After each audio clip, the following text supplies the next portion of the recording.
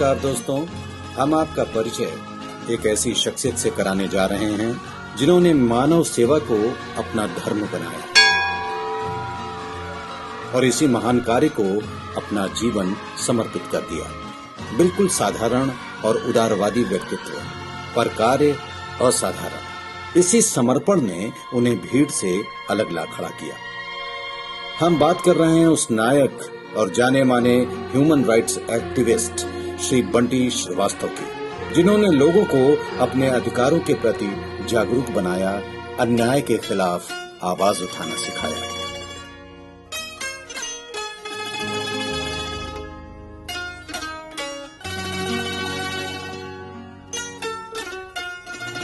बंटी श्रीवास्तव का जन्म उत्तर प्रदेश के इलाहाबाद शहर में हुआ, जिसे आज प्रयागराज के नाम से जाना जाता है।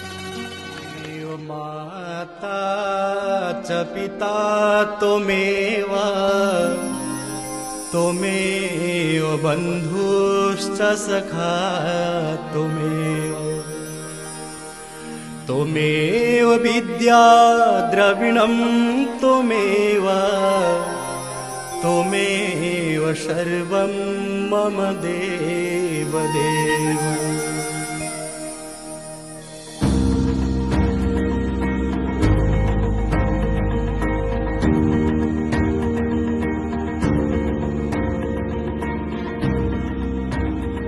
शिक्षा पूर्ण करने के पश्चात बंटी जी मुंबई आ गए और फिर इन्होंने कभी भी पीछे मुड़कर नहीं देखा। 1987 में फिल्म निर्माण के क्षेत्र में काम शुरू किया और फिल्म उद्योग में खूब नाम कमाया। इसी दौरान इन्होंने महसूस किया कि जगह जगह लोगों का शोषण हो रहा है, कहीं हिंसा, भ्रष्टाचार तो कहीं गरीबों के मूलभूत अधिकारों के हनन के रूप में मानव अधिकारों का उल्लंघन हो रहा है। ये देख बंटी जी का मन दुखी हो गया और उन्होंने लोगों को उनका सही अधिकार दिलाने की ठान ली। Human rights are our ultimate tool to help societies grow in freedom, to ensure equality for women and girls, to advance sustainable development, to prevent conflict, reduce human suffering and build a just and equitable world.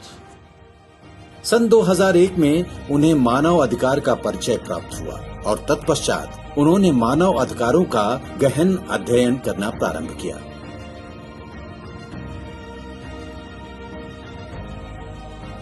इस दौरान इनको ये भी ज्ञात हुआ कि 10 दिसंबर 1948 को संयुक्त राष्ट्र संघ यूएनओ की जनरल असेंबली ने मानव अधिकारों की सार्वभौम घोषणा को स्वीकृत और घोषित किया और फिर इसी के अंतर्गत हमारे देश भारत में 12 अक्टूबर 1993 को मानवाधिकार संरक्षण अधिनियम के प्रावधानों के तहत राष्ट्रीय मानवाधिकार आयोग नेशनल ह्यूमन राइट्स कमीशन की स्थापना की गई, जिसका मुख्य उद्देश्य देश भर में मानव के अधिकारों की रक्षा करना है। इसी के अंतर्गत देश के हर राज्य में मानव अधिकार आयोग की स्थापना की गई ताकि राजकीय स्तर पर भी मानव के अधिकारों की सुचारू रूप से निगरानी और रक्षा की जा सके। इसी दिशा में बंटी जी ने समय समय पर यूं तो अनेक महत्वपूर्ण कार्य किए, पर उनमें से कुछ विशेष कार्यों का उल्लेख यहाँ किया जा रहा है।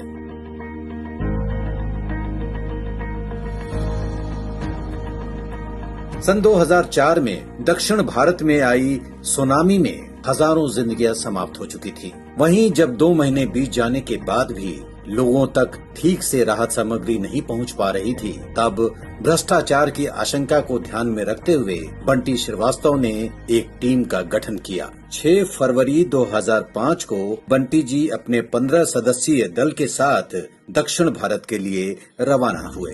वहां पहुंच उन्होंने लगभग सभी सुनामी ग्रस्त क्षेत्रों जैसे चेन्नई, नागपट्टिनम, वेलकन्नी, पांडिचेरी आदि का दौरा किया।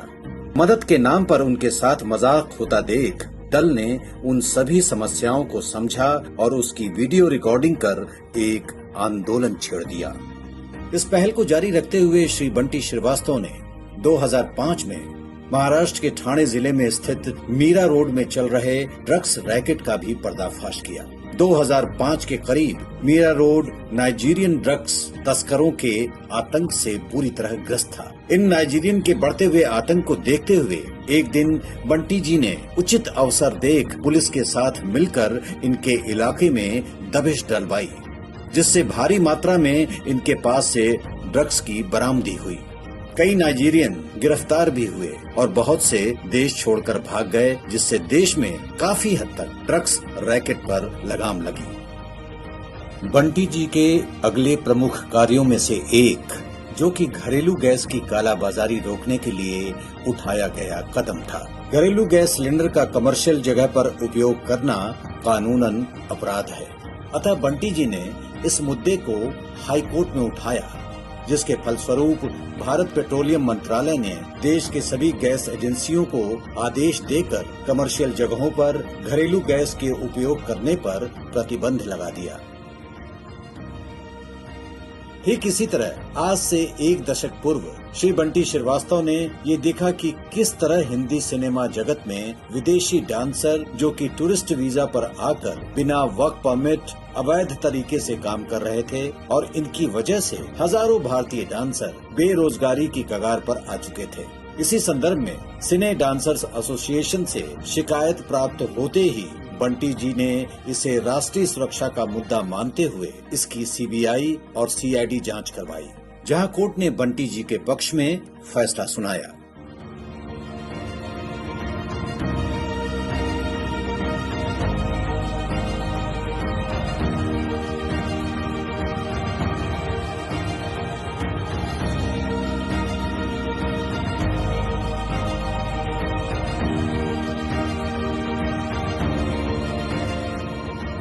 इसी कड़ी में बंटी जी द्वारा हाल ही में जल प्रदूषण के विरोध में उठाया गया कदम भी है। काफी जांच पड़ताल के बाद बंटी जी ने पाया कि उत्तर और मध्य प्रदेश के बॉर्डर के पास स्थित सोनभद्र और सिंगरौली जिले जल और वायु प्रदूषण से बुरी तरह से ग्रस्त हो चुके थे।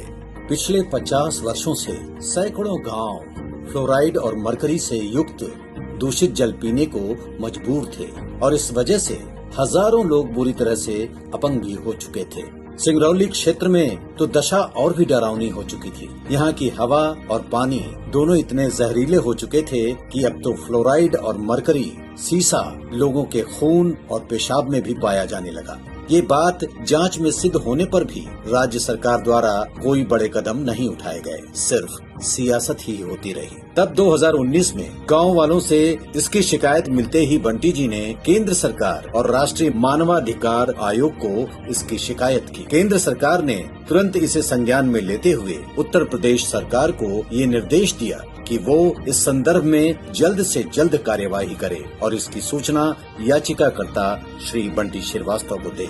बंटी जी की इस पहल का नतीजा ये हुआ कि उत्तर प्रदेश सरकार अब इन क्षेत्रों में शुद्ध जल मुहैया कराने हेतु परियोजना पर काम कर रही है। इसी तरह पिछले 18 वर्षों से बंटी श्रीवास्तव ने स्वयं को पूर्ण रूप से मानवता की सेवा और मानव अधिकारों की रक्षा हेतु समर्पित कर दिया है। विश्वास कीजिए, ये सफर आसान बिल्कुल नहीं था, क्योंकि जब भी देश के किसी बड़े और विशेष मुद्दे पर कार्य किया जाता है, तब कदम कदम पर अनेकों मुश्किलें और अड़चनों का भी सामना करना पड़ता है।